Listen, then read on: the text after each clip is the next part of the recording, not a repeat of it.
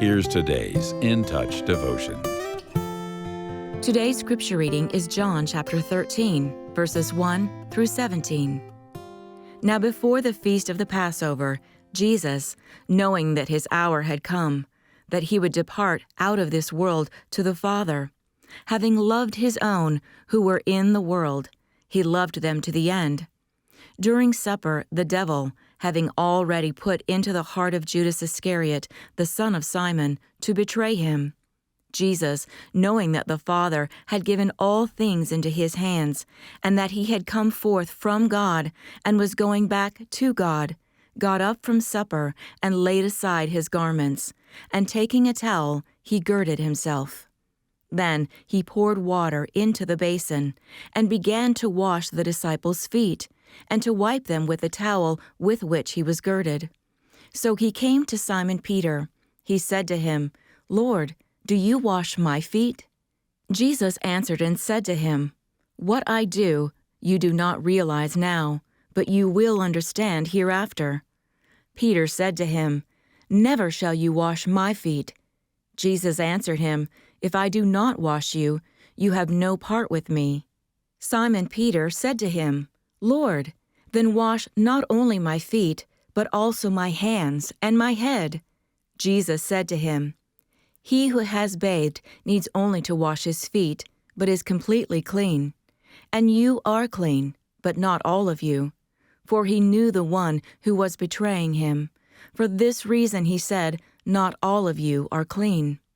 So when he had washed their feet, and taken his garments, and reclined at the table again, he said to them, "Do you know what I have done to you?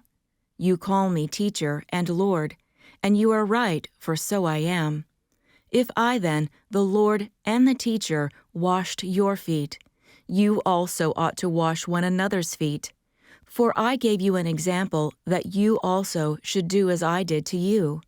Truly, truly I say to you, a slave is not greater than his master, nor is one who is sent greater than the one who sent him. If you know these things, you are blessed if you do them." Is there a task around the house you just can't stand to do, yet you know it needs to be done? Maybe you find yourself looking the other way, hoping someone else will do the dirty work. But not Jesus. On this final night with his friends, as they gathered for dinner, someone needed to clean all those filthy feet.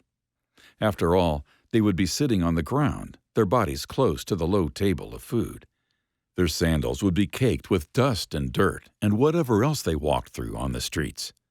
This task was considered so disgusting and menial that it's thought even slaves at times refused to do it.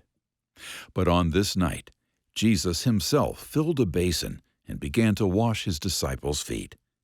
Peter was appalled and cried, "Never shall you wash my feet." Yet Jesus insisted. There, in their last hours together, it was paramount that they understood exactly who Jesus was. Yes, Jesus was their teacher, Lord, and Master, and his signs and wonders were evidence that he was God. But this God came to serve, not to demand, to die, not to kill. What does it mean to follow such a God? That night with his friends, Jesus demonstrated this vividly. No student can be greater than his teacher, after all. Those of us who are believers must be the people who serve one another.